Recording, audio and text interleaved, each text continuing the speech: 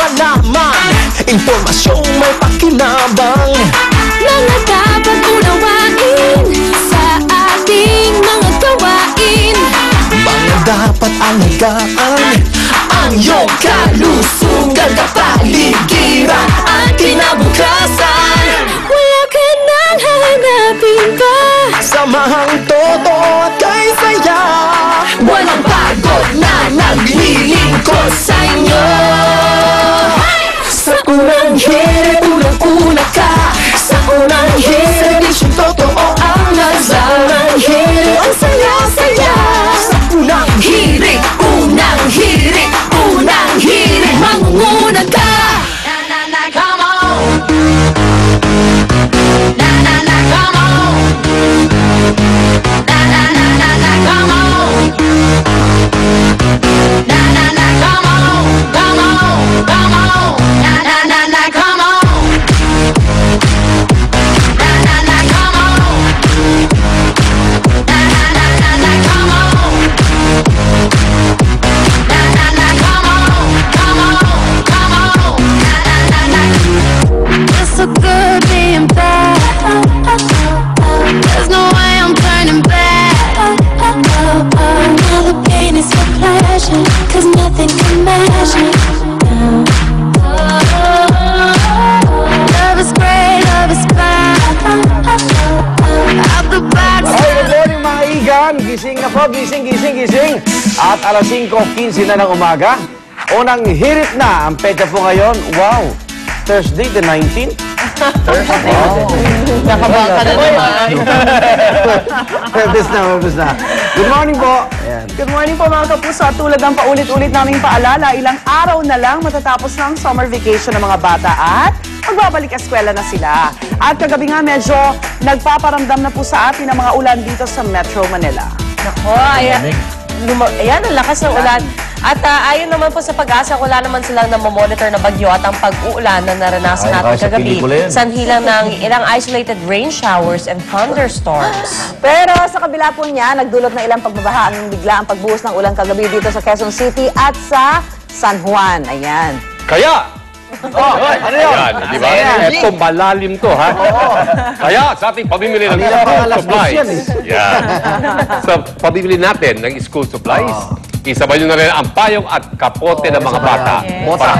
Yan. Tsaka bota, tama. Para handa na sila sa posibleng maulan na back to school. At ito pang hindi nyo dapat kalimutan, ang kanilang mga libro. Natural. Sabi ko sa inyo, malalim to eh.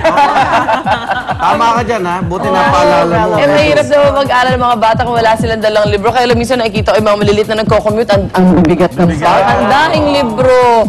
Kaya this morning yan ang binisita natin, isang printing house ng mga libro. Bukod sa proseso ng paggawa ng mga libro, ihirit din naman namin ang mga paraan kung paano mapapatagal ang buhay nito.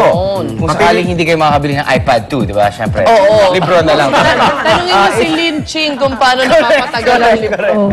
Ituturo namin yan sa inyo mamaya. Yan. Pati yung nagdadala ng libro Pati nagdadala ng mga bata kasi ang bigat ng...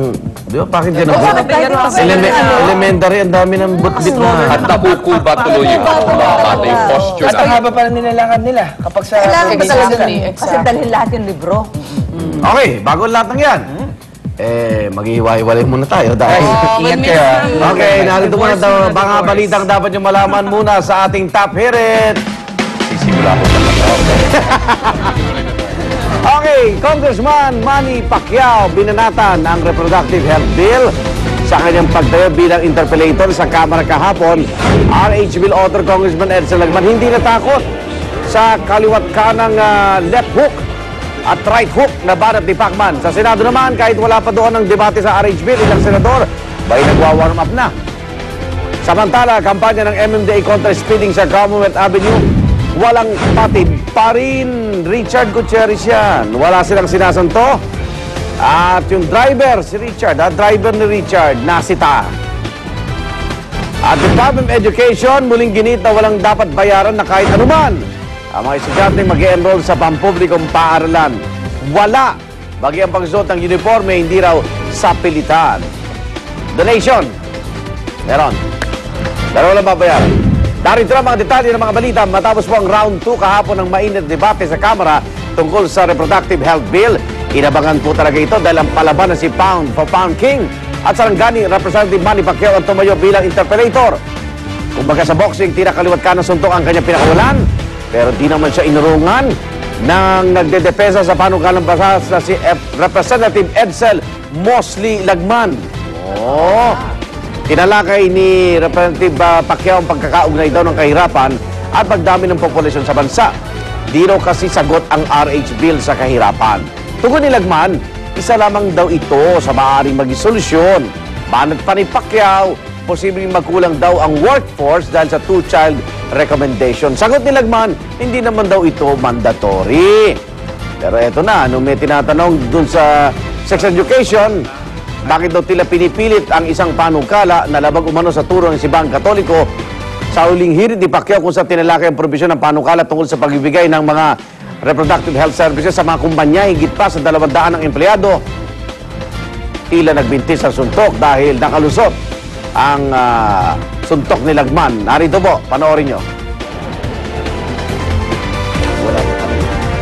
Ang ibig po bang sabihin nito ay ang mga employers ay dapat mag-supply ng condoms at pills sa kanilang mga empleyado at ng libre?